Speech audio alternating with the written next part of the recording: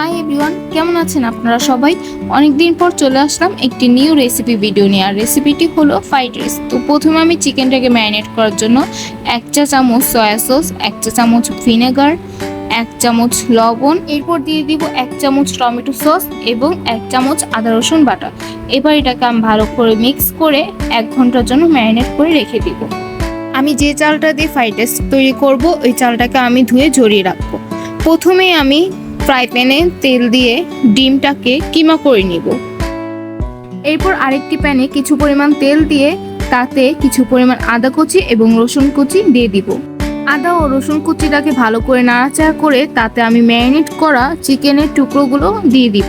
চিকেনের টুকরোগুলো ভালো করে ভাজা হয়ে গেলে তাতে আমি ভেজিটেবলগুলো দিয়ে দিব। এখানে আমি ক্যাপসিকাম, গাজর, বরবটি এবং কিছু পরিমাণ কাঁচামরিচ কুচিয়ে নিয়েছি। আপনারা চাইলে আপনাদের পছন্দ অনুযায়ী ভেজিটেবল দিতে পারেন।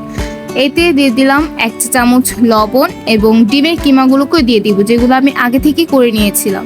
ভেজিটেবলগুলো ভালো করে ভাজা হয়ে গেলে তাতে আমি tomato sauce, green chilli sauce এবং সয়া সস দিয়ে নিব। আপনারা আপনাদের পরিমাণ অনুযায়ী দিয়ে নেবেন। সসগুলো দেওয়ার পর ভালো করে নাড়াচাড়া করে তাতে আমি ভাত যে রান্না করে রেখেছিলাম সেগুলো দিয়ে দিব। এখানে আমি পোলাও চাল ইউজ করেছি, আপনারা চাইলে যে কোনো চাল ইউজ করতে পারেন, কিন্তু চালটাকে অবশ্যই 80% করে নিতে হবে। এরপর কিছু পরিমাণ কালো গোলমরিচের গুঁড়ো দিয়ে ভালো করে নাড়াচাড়া করে এটাকে আমি সার্ভ করে নিব।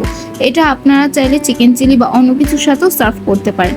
আর এভাবে আপনারা ঘরে বসে রেস্টুরেন্ট স্টাইলে ফ্রাইড রাইস তৈরি করতে পারবেন। তো আজকে ভিডিওটা এই পর্যন্তই। ভিডিওটা ভালো লাগলে অবশ্যই like, comment, share and subscribe করবেন এবং আমাদের পাশে থাকবেন। আবারও চলে আসবো কোনো না কোনো নিউ রেসিপি নিয়ে। আপনারা সবাই ভালো থাকবেন, সুস্থ থাকবেন। ধন্যবাদ।